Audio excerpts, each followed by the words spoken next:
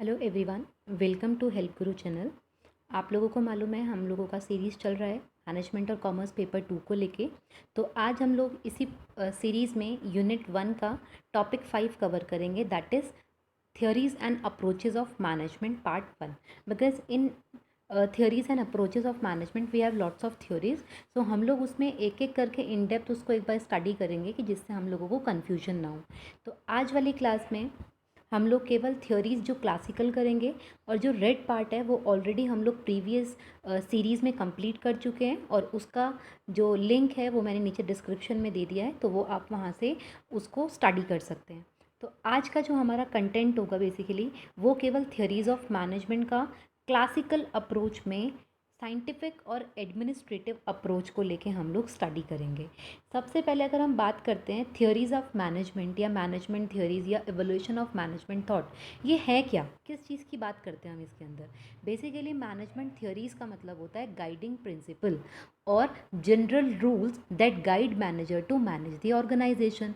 यानी कि यहाँ हम मैनेजमेंट थ्योरीज़ के अंदर कुछ प्रिंसिपल्स, कुछ रूल्स की बात करते हैं जो हमारे मैनेजर्स को गाइड करते हैं कि उनको ऑर्गेनाइजेशन में किस तरीके से काम करवाना है और किस तरीके से चीज़ों को मैनेज करना है। तो वही सब चीज़ें हम लोग बेसिकली थ्योरीज ऑफ मैनेजमेंट में डिस्कस करते हैं। अगर हम overall evolution of management thought की बात करते हैं तो इसको हमने 3 कैटेगरीज में डिवाइड किया होता है, classical theory, new classical theory and modern approach में। क्लासिकल थ्योरी के अंदर हमारे पास 3 थ्योरीज होती हैं, scientific management theory, administrative theory and bureaucratic model. New classical में हमारे पास ह्यूमन रिलेशन मूवमेंट और बिहेवियरल थ्योरीज होती हैं। मॉडर्न में सिस्टम एंड कंटिजेंसी अप्रोच होती हैं। तो अब हम लोग के लिए ये बहुत बड़ा टॉपिक है, तो हम इसको एक वीडियो में कवर नहीं कर पाएंगे, तो इसको हम 3 पार्ट्स में कवर करेंगे, जिसमें आज हम लोग क्लासिकल थ्योरी पढ़ रहे हैं और क्लासिकल थ्योरी का साइंटिफिक मैनेजमेंट और एडमिनिस्ट्रेटिव थ्योरी, ये 2 थ्योरी हम लोग कवर करेंगे। क्लासिकल अप्रोच होता क्या है, हम क्या चीज़ पढ़ते हैं क्लासिकल अप्रोच में। देखिए, क्लासिकल अप्रोच जो डेवलप हुआ था वो डेवलप हुआ था वैसे इंडस्ट्रियल रिवोल्यूशन के टाइम पे, जब फैक्ट्रीज से रिलेटेड प्रॉब्लम हमारे सामने फेस होने लगी। कैसी प्रॉब्लम कि मैनेजर्स को जब ऐसे लगने लगा कि उनकी एम्प्लॉयज़ को ट्रेनिंग की ज़रूरत है। क्यों? क्योंकि उनके एम्प्लॉयज़ प्रॉपर तरीके से काम ही नहीं कर रहे हैं, वो अपने लेबर से डिससेटिस्फाई थे। तो उस टाइम पे क्लासिकल अप्रोच हमारे सामने एक सॉल्यूशन की तरह आई। तो उसी टाइम पे हमारे पास एक क्लासिकल अप्रोच हम डिस्कस करते हैं, और क्लासिकल अप्रोच में जो सबसे इम्पॉर्टेंट चीज़ बताई गई थी वो बताई गई थी one best way to perform and manage task. इन्होंने यहाँ पे कुछ सॉल्यूशंस निकाले थे कि किस तरीके से आप एम्प्लॉयज़ की प्रोडक्टिविटी को, कैसे आप ऑर्गेनाइजेशन की एफिशिएंसी को इंक्रीज़ कर सकते हो।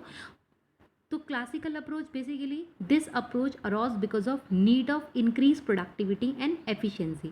यहाँ जो चीज़ें सामने आई थी वो किस वजह से आई थी, उनको क्यों लगा क्लासिकल अप्रोच की ज़रूरत है, क्योंकि उनको प्रोडक्टिविटी को इंक्रीज़ करना था, एफिशिएंसी को इंक्रीज़ करना था।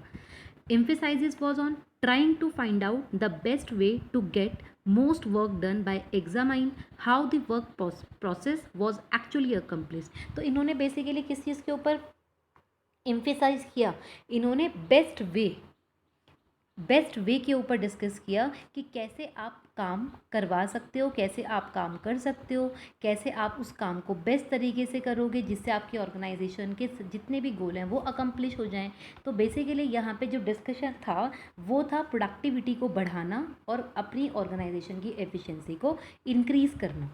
यहाँ पे जो सबसे ज़्यादा फेमस हैं इस अप्रोच के अंदर वो 2 ऑथर हैं, F.W. Taylor and Henry Fayol.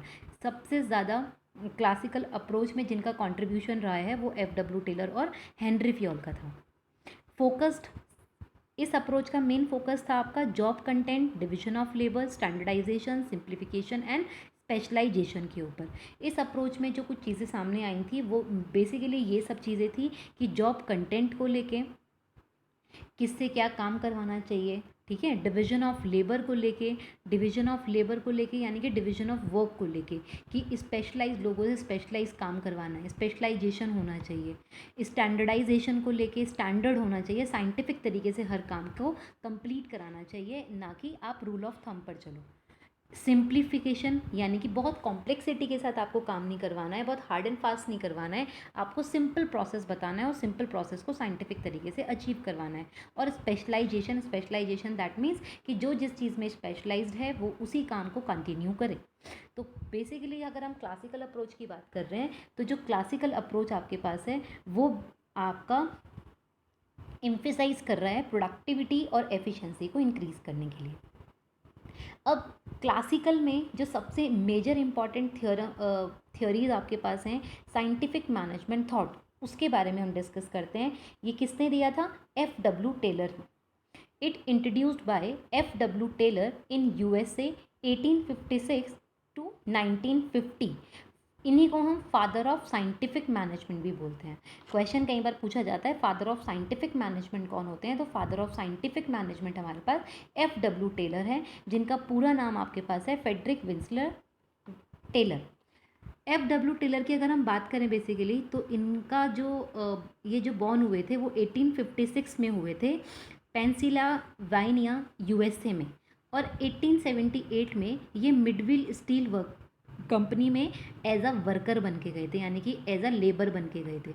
और साथ साथ अगर आपको बताऊं तो वो मिडवेल कंपनी में एज अ वर्कर तो गए थे, लेकिन जब वहाँ से वापस मतलब आए थे तो एज अ चीफ इंजीनियर आए थे, यानी कि जितना भी उनका एक्सपीरियंस था उन्होंने वहीं की कंपनी से एक्सपीरियंस जो भी किया वही कंट्रीब्यूट किया उन्होंने साइंटिफिक मैनेजमेंट थॉट में।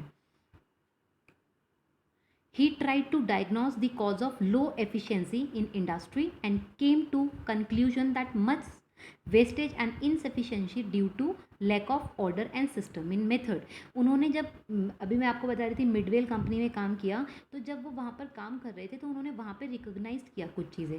क्या देखा कि जो लोग काम करते हैं ना वो प्रॉपर प्लानिंग के साथ काम नहीं करते हैं, ठीक है ना। और जो लेबर हैं वो अपने हिसाब से डिस्कस करते हैं कि आज वो क्या काम करेंगे, किसके अंडर वो काम करेंगे, तो प्रॉपर प्लानिंग कुछ नहीं था, ठीक है। तो इसीलिए उन्होंने क्या सोचा कि उनको लोगों की एफिशिएंसी को इम्प्रूव करना है, उनको यूटिलाइजेशन ऑफ लेबर अच्छे से करवाना है। तो इसीलिए उन्होंने वहाँ पे देखा कि बहुत सारी वेस्टेज हो रही है, ठीक है, क्योंकि कोई प्लानिंग तो है नहीं काम करने की, कोई एफिशिएंसी तो है नहीं किसी भी चीज़ की, सब अपने हिसाब से काम कर रहे हैं। तो उन्होंने वो सब चीज़ें डायग्नोस करी कि लो एफिशिएंसी है इंडस्ट्री में, इसी की वजह से ऑर्गेनाइजेशन सक्सेसफुल नहीं हो पा रही है, ठीक है। बहुत ज़्यादा वेस्टेज हो रहा है, इनएफिशिएंसी है काम करने में, ऑर्डर में इनएफिशिएंसी है। तो इन सब चीज़ों को उन्होंने वहाँ पे रिकॉग्नाइज किया, डायग्नोस किया। फिर उन्होंने एम्फेसाइज किया किस चीज़ के ऊपर? इम्प्रूविंग वर्कर एफिशिएंसी, क्योंकि जब उन्होंने खुद वहाँ पर देखा कि लो एफिशिएंसी है तो लो एफिशिएंसी को कैसे बढ़ा सकते हैं, तो इसीलिए उनका जो पूरा फोकस था वो था कि कैसे वो वर्कर की एफिशिएंसी को इम्प्रूव करा सकते हैं। उन्होंने जो मेन कंट्रीब्यूशन दिया था वो इसी सब चीज़ों के ऊपर दिया कि वो किस तरीके से साइंटिफिक तरीके से अपने वर्कर और ऑर्गेनाइजेशन की एफिशिएंसी को इम्प्रूव कर सकते हैं। उन्होंने इसीलिए सजेस्ट किया scientific approach in work for achieving higher efficiency, कि ज़्यादा से ज़्यादा एफिशिएंसी इंप्रूव करानी है, अच्छे से काम करना है, तो आपको क्या करना पड़ेगा? साइंटिफिक अप्रोच को फॉलो करना पड़ेगा, आपको अडॉप्ट करना पड़ेगा साइंटिफिक मैनेजमेंट को। और एक चीज़ उन्होंने और देखी कि जो लोग मोटिवेट होते हैं वो पैसे से होते हैं, यानी कि मनी से होते हैं। अगर आप उनको अच्छा काम दोगे, अच्छी रेम्यूनरेशन दोगे, तो वो ज़्यादा अच्छे से काम करेंगे। अगर आप उनको फेयर रेम्यूनरेशन नहीं दोगे तो वो उतने अच्छे से काम नहीं करेंगे।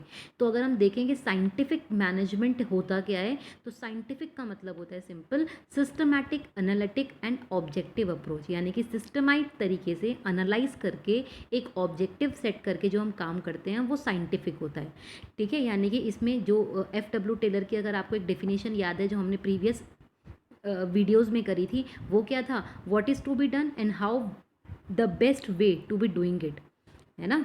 तो उसमें क्या था कि आप यही उन्होंने साइंटिफिक में भी दिया, what is to be done, पहले आप ये देखो आपको करना क्या है, और उसके बाद देखो कि हम उसको बेस्ट तरीके से कैसे कर सकते हैं। और इन्होंने रिजेक्ट किया था ट्रायल एंड एरर मेथड को, और उन्होंने उसको रिजेक्ट करने के साथ साथ साइंटिफिक अप्रोच को दिया था। अब प्रिंसिपल्स की अगर हम बात करें तो साइंटिफिक मैनेजमेंट में F.W. टेलर ने 5 प्रिंसिपल्स दिए। वो 5 प्रिंसिपल क्या हैं? पहला, science not rule of thumb. Second, harmony not discord. Third, cooperation not individualization. individualization. Fourth one, that is maximum output in place of restricted output. And fifth one, that is scientific selection, training and development. तो इनका पहला principal क्या होता है? Principal यानी कि guiding general rules, किस को फोकस करके हम क्या कर सकते हैं, एफिशिएंसी इंप्रूव कर सकते हैं. तो पहली चीज़ उन्होंने बोली कि science not rule of thumb, कि रूल ऑफ थंब पे आप लोगों से काम मत करवाओ. ठीक है, आपको क्या करना है, उन्होंने बोला कि हर एक काम फिक्स होना चाहिए. ठीक है ना, उनकी फिक्स मेथड होना चाहिए, फिक्स टाइमिंग होनी चाहिए काम को करने के लिए. वर्कर को पता होना चाहिए उनको क्या करना है, कब करना है, कैसे करना है, प्रॉपर प्लानिंग होनी चाहिए. तो बेसिकली जो उनका ये प्रिंसिपल था, वो प्रिंसिपल उनका रिमूव कर रहा था ट्रेडिशनल मेथड को और फोकस कर रहा था साइंटिफिक मेथड को. उन्होंने बोला कि आपको क्या करना है, ट्रायल मेथड नहीं करना है. आपको ये नहीं कि कुछ भी आए, सुबह आए, कुछ भी काम कर दिया. ठीक है, आपको यानी कि पुरानी रूल ऑफ थंब की जैसा चल रहा है उसको चलते नहीं रहने देना है. आपको उसको साइंटिफिक तरीके से करना है. आपको एनालाइज करना पड़ेगा पहले कि क्या काम करवाना है, कैसे करना है, कौन करेगा, क्यों करेगा, कब करेगा, और उसकी प्रॉपर स्टडी के बाद, एनालाइज करने के बाद आपको वो सब चीज़ें काम करवानी है. तो उन्होंने पहले ही प्रिंसिपल में बोला कि आपको साइंटिफिक तरीके से काम करना चाहिए rather than rule of thumb पे आप काम करो. सेकेंड प्रिंसिपल क्या है, harmony not Discord. Harmony not Discord का मतलब क्या हुआ, हार्मनी नॉट डिस्कॉर्ड का मतलब हुआ कि म्यूचुअल कॉपरेशन होना चाहिए बिटवीन लेबर एंड मैनेजमेंट. यानी कि दोनों के बीच में ट्रांसपेरेंसी होनी चाहिए, दोनों के बीच में एक म्यूचुअल रिलेशनशिप होनी चाहिए कि जिसकी वजह से आप कभी भी अपनी बात उन तक रख सकें और वो भी अपनी जो भी ऑर्डर्स हैं वो आप लोगों को ईजिली कम्युनिकेट कर सकें. तो हार्मनी रिलेशनशिप होनी चाहिए, कॉपरेशन होना चाहिए मैनेजमेंट और वर्कर के बीच में. Third, that is cooperation not individualism. Individualism का मतलब होता है कि आप cooperative, equitable division of work होना चाहिए और रिस्पॉन्सिबिलिटी होनी चाहिए. यानी कि आप किसी एक से बहुत सारा काम मत कराओ, इंडिविजुअल मत रखो कि चीज़ों को, कॉपरेटिव रखो. कि अब कई बार ऐसा होता था कि पहले कि लोग किसी एक को जो काम अच्छा कर रहा होता था उससे सारे काम उन्हीं से करवा लेते थे, और जो काम नहीं अच्छे से कर रहा होता था उसको कम काम देते थे. रेदर देन उनको क्या करना चाहिए कि जो काम अच्छा नहीं कर रहा है उसके परफॉर्मेंस को इम्प्रूव करवाना चाहिए. तो यहाँ पे जो कॉपरेशन नॉट इंडिविजुअलिज्म है, इसका मतलब है कि यहाँ पे उनको क्या करवाना है, यहाँ पे उनको ये चेक करना है कि ओवरलैपिंग नहीं होनी चाहिए रिस्पॉन्सिबिलिटीज़ में या डिविजन ऑफ वर्क में. आपको क्या करना है, किसी एक से काम करवाने से अच्छा है वो काम आपको कॉपरेटिव तरीके से कराना चाहिए, हर एक में इक्विटेबल काम को बांटना चाहिए.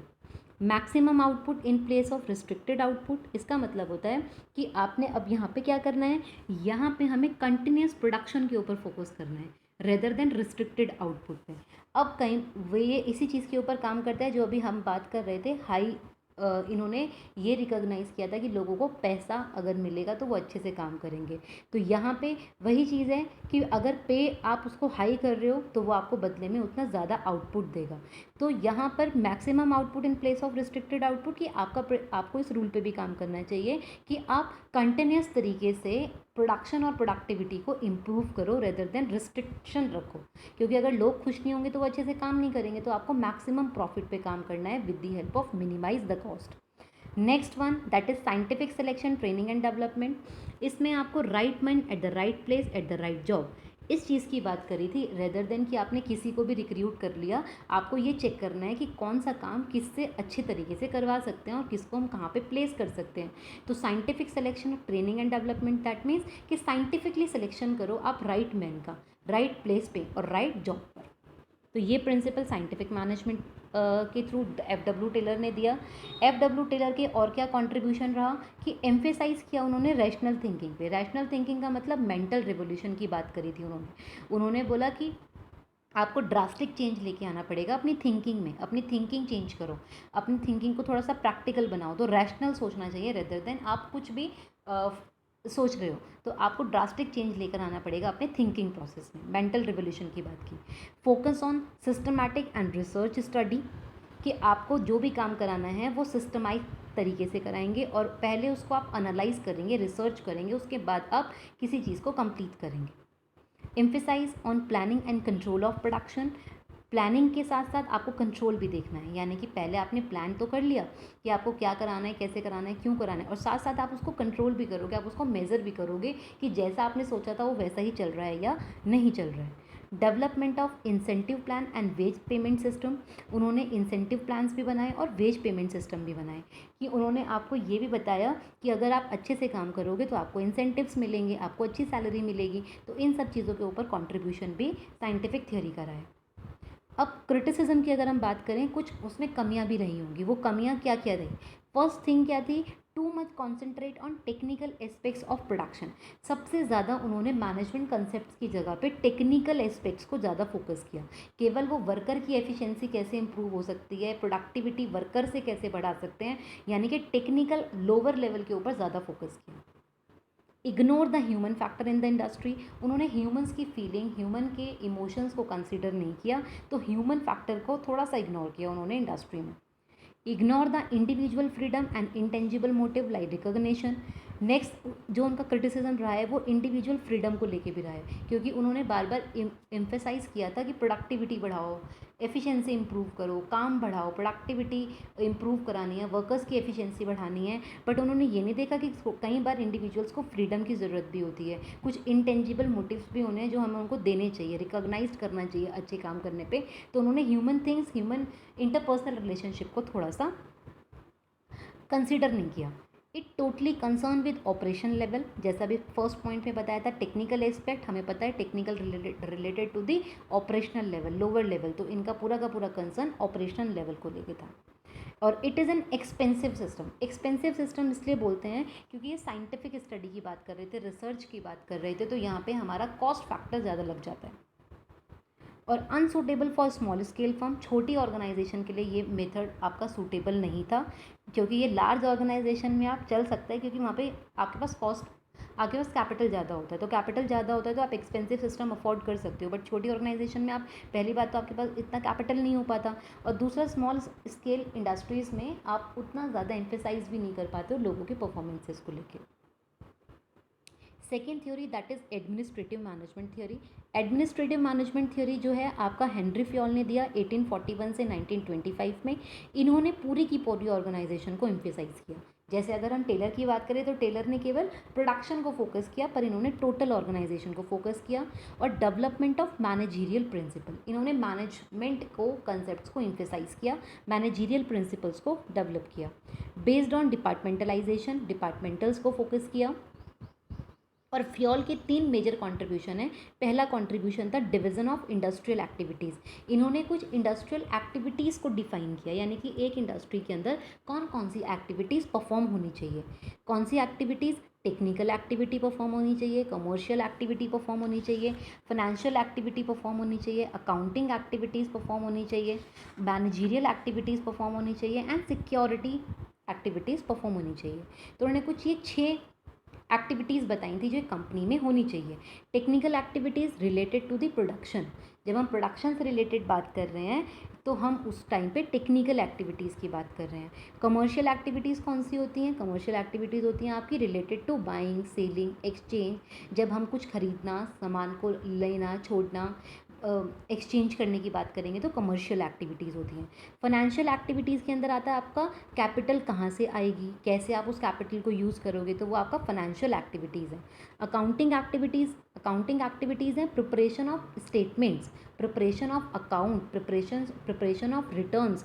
जब हम अपना किस चीज़ को बना रहे हैं, हम जब अपनी डिटरमाइन कर रहे हैं फाइनेंशियल पोजीशन कैसी है, तो वो अकाउंटिंग एक्टिविटीज़ है। मैनेजीरियल एक्टिविटीज़ में वही आपका planning, organizing, commanding, coordinating and controlling. और सिक्योरिटी के अंदर आता है आपका protection of property, protection of person, कि जो हम आज के टाइम पे एचआर एक्टिविटीज़ बोलते हैं, वो आपका सिक्योरिटी है कि आपको ह्यूमंस की लोगों को प्रोटेक्ट करना आना चाहिए। आईआर रिलेशनशिप की बात जो करते हैं वो सिक्योरिटी के अंदर करते हैं। तो उन्होंने बताया कंपनी के अंदर ये सारी की सारी एक्टिविटीज़ परफॉर्म होनी चाहिए। सेकंड कंट्रीब्यूशन था उनका फंक्शंस ऑफ मैनेजमेंट। ये हमने अब हम ये थर्ड टाइम डिस्कस कर रहे हैं, क्योंकि पहले भी हम लोगों ने डिस्कस किया था, फ्योल ने अपनी डेफिनेशन में ही दिया था POCCC। POCCC यानी कि उन्होंने मैनेजमेंट को डिफाइन किया था planning, organizing, commanding,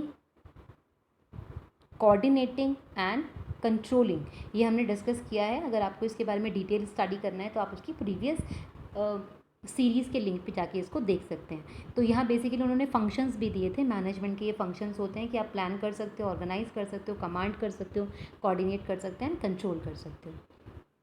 third contribution जो फ्योल ने दिया है very very important, that is principle of management. उन्होंने यहाँ पर प्रिंसिपल ऑफ मैनेजमेंट की बात की थी। इसको लर्न करने के लिए मैंने एक छोटा सा ट्रिक बनाया है, that is a discuss are due. Discuss are due यानी कि उन्होंने 14 प्रिंसिपल्स दिए थे, तो इसके थ्रू हम इन 14 के 14 प्रिंसिपल को लर्न कर सकते हैं। A that is authority and responsibility. अब उन्होंने पहला प्रिंसिपल क्या होते हैं यानी कि रूल्स दिए उन्होंने कि आप ऑर्गेनाइजेशन को अच्छे तरीके से काम कैसे करा सकते हैं। तो पहला रूल उन्होंने बोला authority and responsibility. Authority and responsibility क्या होता है कि राइट टू गिव ऑर्डर। उन्होंने ये चीज़ बताई है यहाँ पे कि एक मैनेजर, हमें डेफिनेशन पता था कि मैनेजमेंट क्या होता है, getting the work and the work done through with the other people. तो यानी कि हमें वो काम किसी और से कराना है रेदर देन हमें वो काम खुद करना है। तो हमारे पास लोगों को देने के लिए राइट, ऑर्डर, पावर, अथॉरिटी होनी चाहिए कि हम लोगों को काम करवा सकें। तो पहला प्रिंसिपल यही बोलता है कि अथॉरिटी एंड रिस्पॉन्सिबिलिटी। अगर आप किसी को रिस्पॉन्सिबिलिटी दे रहे हो तो साथ साथ आप उसको अथॉरिटी भी देनी चाहिए कि जिससे वो लोगों से काम करवा पाए। Second that is division of work. Division of work को हम बोलते हैं डिविजन ऑफ लेबर ऑल्सो, यानी कि स्पेशलाइज, जो जिसमें स्पेशलाइज्ड है आपको उससे वही काम करवाना चाहिए रेदर देन आप किसी को कुछ भी काम दे दो। तो डिविजन ऑफ वर्क यानी कि अगर आपको काम करवाना है तो सबसे पहले आप काम बांट दो। जो जिस चीज़ में ज़्यादा अच्छा होगा उससे आप उस काम को करवाओगे तो आपकी प्रोडक्टिविटी इंप्रूव हो सकती है। Third that is initiative. Initiative बोलता है कि आपको फ्रीडम टू थिंकिंग, आपको सोचने की फ्रीडम होनी चाहिए, आपको प्लान्स को एग्जीक्यूट कराने की फ्रीडम होनी चाहिए। कि इससे क्या होगा, इनिशिएटिव अगर आप लेने दोगे लोगों को तो उससे आपके पास इनोवेशन भी निकल कर आएगी और लोगों को अपना जो गोल है वो उसके ऊपर फोकस ना करके ऑर्गेनाइजेशन के गोल के ऊपर फोकस करेंगे। यानी कि इनिशिएटिव देना चाहिए, लोगों के नए नए आइडियाज़ को वेलकम करना चाहिए। Fourth one that is subordination of individual interest to general interest. देखो हमें पता है दो टाइप के इंटरेस्ट होते हैं, एक होता है इंडिविजुअल इंटरेस्ट और एक होता है जनरल इंटरेस्ट। इंडिविजुअल इंटरेस्ट यानी कि एम्प्लॉय का अपना क्या गोल है, सैलरी कमाना, ठीक है ना, रिकॉग्निशन लेना, फ्रिंज बेनिफिट मिल जाए। तो हम जो अपने बेनिफिट की बात करते हैं इंडिविजुअल, वो इंडिविजुअल इंटरेस्ट होता है। जनरल इंटरेस्ट का मतलब होता है ओवरऑल द ऑर्गेनाइजेशन के इंटरेस्ट की बात करते हैं। तो यहाँ पे बोला गया है कि आपको सबॉर्डिनेट यानी कि कोऑर्डिनेशन होना चाहिए कि इंडिविजुअल इंटरेस्ट के ऊपर फोकस ना करके आप जनरल इंटरेस्ट के ऊपर फोकस करो।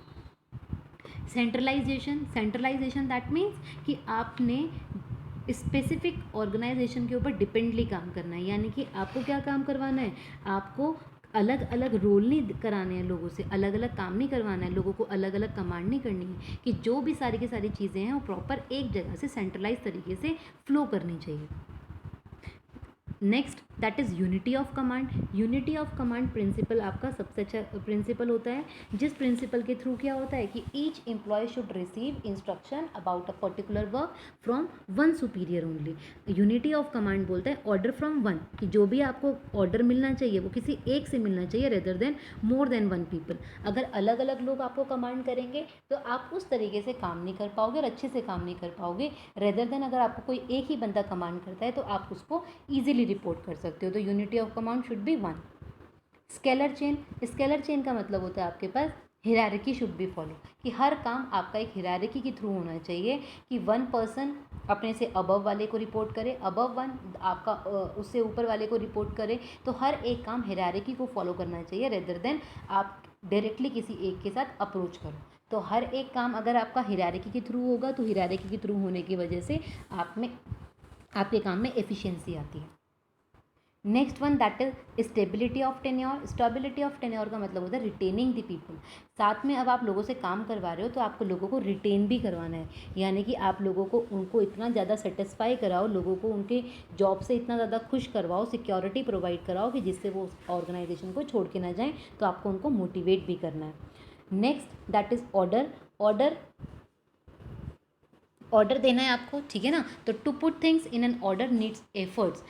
तो right place for everything and for every man. Order बोलता है कि आपको जो काम करवाना है आप ऑर्डरली दे के काम करवाओ। कई बार हम किसी को ऐसे ही कैजुअल बोल देते हैं कि आपको ये काम करना है तो वो काम कंप्लीट नहीं हो पाता। रेदर देन आपको एक रूल बनाना चाहिए कि आप क्या करो कि जो भी आपको काम करवाना है बेस्ड ऑन दी ऑर्डर आप उस काम को करवाओ। Next that is unity of direction. Unity of direction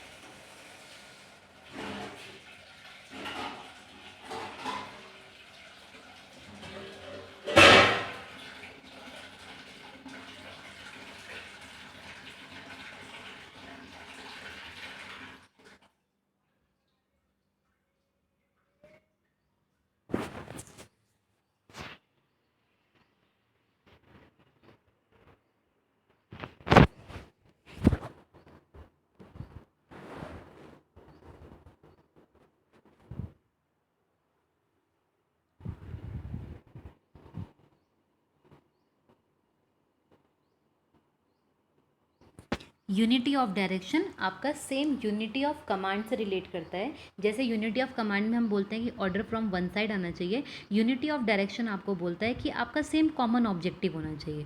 ठीक है, आप जिस ऑर्गेनाइजेशन के लिए काम कर रहे हैं तो आपका वो ऑब्जेक्टिव आपका प्राइमरी ऑब्जेक्टिव होना चाहिए. यानी कि हर इंडिविजुअल को एक कॉमन डायरेक्शन की तरफ मूव करके चलना चाहिए, चाहे वो ऑर्गेनाइजेशन का ओनर है या फिर वो ऑर्गेनाइजेशन का एम्प्लॉय है. तो दोनों की अगर सेम डायरेक्शन होगा, सेम मिशन होगा, सेम विजन होगा, तो वो अपने ऑब्जेक्टिव्स को इजीली अचीव कर सकते हैं. Next that is remuneration. Remuneration यानी कि बेस्ड ऑन वर्कर कंट्रीब्यूशन. जो जितना ज़्यादा काम कर रहा है, जो जितना अच्छे तरीके से काम कर रहा है, उसको आप उतना अच्छा पे करो. जो अगर अच्छे से काम नहीं कर रहा है तो आप उसको टर्मिनेट करो या फिर आप उसकी सैलरी कम रखो, रेदर देन आप सबको एक जैसा पैसा दो. तो रेम्यूनरेशन प्रिंसिपल बोलता है कि आपको बेस्ड ऑन वर्कर एफिशिएंसी और बेस्ड ऑन वर्कर कंट्रीब्यूशन आपको उनको सैलरी और वेजेस को प्रोवाइड करना चाहिए. Next that is discipline. Discipline आपको फॉलो करवाना है ऑर्गेनाइजेशन में. यानी कि आपको ये भी चेक करना है कि हर एक एम्प्लॉय आपके ऑर्डर्स को माने, हर एक जो रूल्स हैं, रेगुलेशंस हैं, उनकी रिस्पेक्ट करे. तो आपको डिसिप्लिन भी मेंटेन करवाना है ऑर्गेनाइजेशन के अंदर कि फॉर्मल तरीके से काम चलता रहे. Unity. Unity split the crop. Unity split the crop का मतलब होता है इनकरेज करना हार्मनी, गुड फीलिंग्स के साथ लोग काम करें, इनकरेज करना लोगों के बीच में कॉर्डियल रिलेशनशिप मेंटेन रहे, लोगों को आपको उनसे अच्छे से काम करवाना है, उनको आपको एक सेटिस्फैक्शन फीलिंग देनी है. तो इस वजह से आप उसको बोलते हो स्प्रेड द क्रॉप या unity. Next that is equity. Equity एक अलग बात करता है. इक्विटी बोलता है कि आपको क्या करना है, हर एक को एक जैसा समझ के उसको काम देना है. आपको इक्विटी यानी कि इक्वल फेयर ट्रीटमेंट देना है हर एक को. आपको काइंडनेस रखनी है, जस्टिस रखना है, किसी एक को बायसनेस फैक्टर नहीं रखना है कि किसी एक को आपने ज़्यादा फेवर दिया और किसी एक को नहीं दिया. तो हर एक को आपको इक्वल ट्रीटमेंट देना पड़ेगा. अब इनकी भी कुछ क्रिटिसिज्म रहा है. क्रिटिसिज्म पहला क्या था, टू फॉर्मल. ये बहुत ज़्यादा फॉर्मेलिटी के ऊपर बेस्ड था. वेग सम कंसेप्ट, कुछ कंसेप्ट जो हैं इनके वो वेग हैं. वेग यानी कि हम उनको प्रैक्टिकली अप्लाई नहीं करा सकते. जैसे एक प्रिंसिपल की बात करें कि आपको अपना डायरेक्शन एक रखना है. यानी कि अब हमें पता है प्रैक्टिकली अगर हम देखें तो इंडिविजुअल अपने गोल के लिए ही काम करता है, अच्छी सैलरी मिले, टाइम पे सैलरी मिले और मेरा इंक्रीमेंट हो जाए, वो इसी के ऊपर काम करता है. और ओनर केवल ऑर्गेनाइजेशन का प्रॉफिट रन हो जाए, वो उसी पे काम करता है. कभी भी वो सेम डायरेक्शन पे बहुत रेयर सोच पाते हैं. तो वेग कंसेप्ट भी होते हैं. नेक्स्ट दैट इज़ इनकन्सिस्टेंसी रहती है, कहीं इनकन्सिस्टेंसी है उनके कुछ प्रिंसिपल्स के बीच में. प्रो मैनेजमेंट बायसनेस है.